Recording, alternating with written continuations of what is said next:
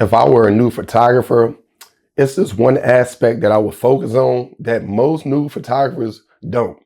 But before I get into that, I want to clarify something, let you all know something right now. All right, now, when it comes to YouTube, I know there are tons of videos where it's like, oh, in 2026, if you want to begin this, do this. Or if I were to start such and such, I'd do this.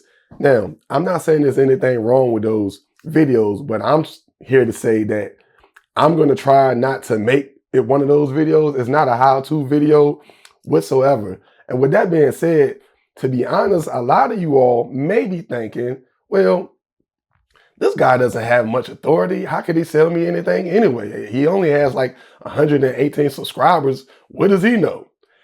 That could be a valid point. I can see that perspective. But what I would say to you all is that just because someone doesn't have a lot of subscribers or followers doesn't mean they don't have any substance or there isn't anything that you can't learn from them.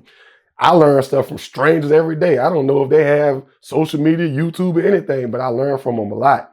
So I say all that to say, I do have a little bit of substance that can help you, even though I don't have a huge following. Does that make sense? All right, now getting back into photography, or even you could group in videography in here if you want as well.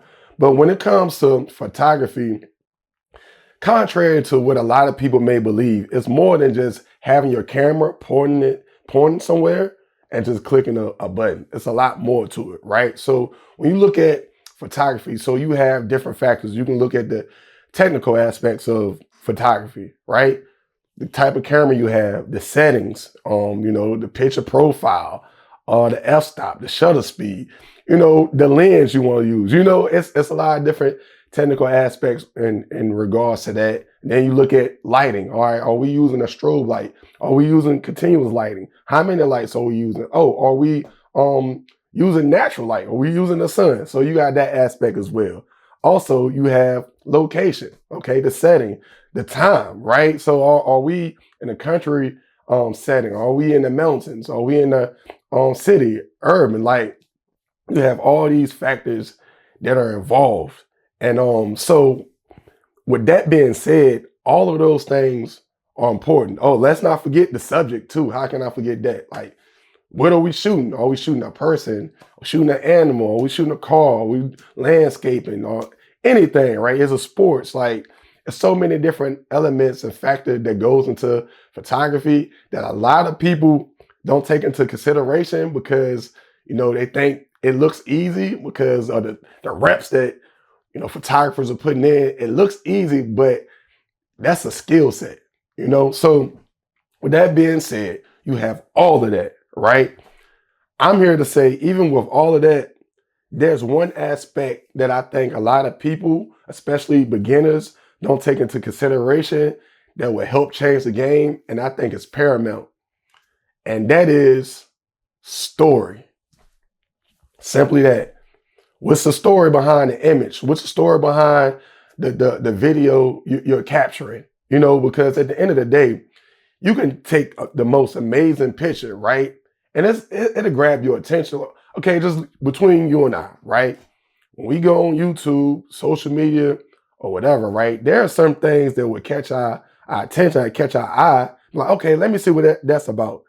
But if the story isn't intriguing, entertaining, or does something that moves us, we're gone. Are we moving on to the next thing? Because our attention spans are already kind of low because we're bombarded with so much information all of the time. So it has to be something that once you grab our attention, that keeps us there, right? And that's what I mean by story. So even though you were so technically sound, your composition and everything is great in the picture, you're like, oh, that's a cool picture. But it's an even better picture when that picture, that image that you capture, that video footage that you capture causes people to sit there with it and starting to ask questions like, okay, what is this about? I wonder who shot this. How did they get this contrast? How is this image shot there? What's the story behind this? Or when did this happen? Where is that? Once you start producing, imagery that makes people question things and want to know more about it, That's the story, and that makes it more powerful. So yeah, that's my spiel there. Hopefully I didn't talk too long. Like I said, it's not a how-to. I just want to throw something out there when it comes to photography. That story is paramount. Story is a major thing, major ordeal when it comes to creating content. So I think I'm under 6 minutes, so I didn't want to hold up a lot of your time. But I like to say this before I sign out. You know, regardless of what camera you have, it's more than enough. But more importantly than that, you yourself are way more than enough. So I appreciate you all stopping by, kicking it, rocking with your boy Korey. Y'all have a good one. Be safe out there, all right? Peace.